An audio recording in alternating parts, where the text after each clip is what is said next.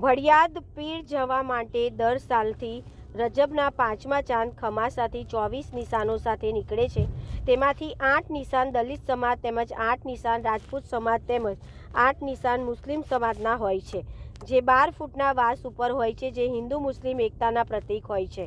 હિન્દુ મુસ્લિમ દરેક મહેમૂદ શાહ બુખારી રેમતુલાઈ દરગાહ પર જતા હોય છે। દાદા બુખારી બાવાની દરગાહ પર મનની મુરાદ પૂરી થતી હોય છે। જ્યારે મેઘની જમાલપુર દરવાજા જગન્નાથ મંદિર આગળ પહોંચે છે, ત્યારે મંદિરના પૂજારી દર સાલથી મેઘણીના રહેનારા માણસોને સ્વાગત કરે છે અને ચાલીને જનાર માણસો સાથે હિન્દુ ભાઈ પણ ચા નાસ્તાની સેવા કરે છે। આ મેદનીમાં જેટલા મુસ્લિમ ચાલતા જતા હોય છે, એટલા પણ હિન્દુ ભાઈઓ પણ ચાલીને જતા હોય છે। જ્યારે 1921માં સરદાર વલ્લભભાઈ પટેલ જ્યારે ભડિયાદ આવ્યા હતા, ત્યારે ત્યાંની કોમી એકતા જોઈને બહુ જ ખુશ થયા હતા।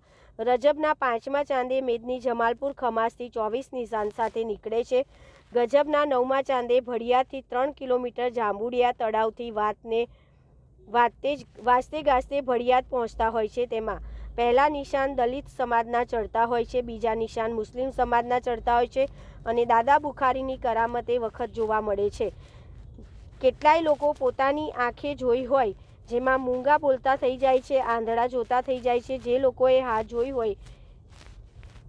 હોય છે, ત્યારે દાદા બુખારીની દરગાહ પર આટલા ચાહવાવાળાઓની ભીડ હોય છે અને મજાર પર પહેલી ચાદર મોદી સમાજની ચડતી હોય છે, સાલો સુધી રહેતી હોય છે। ત્યારે ધોળકા મેદની પહોંચે છે, ત્યારે ધોળકા હઝરત શાહ બાવાની દરગાહ આગળ આવે છે। ત્યાંથી ધોળકાની દરેક પબ્લિક તેમજ હિન્દુ ભાઈઓ પણ મોટી સંખ્યામાં હાજર રહી સેવાઓ કરી રહ્યા છે।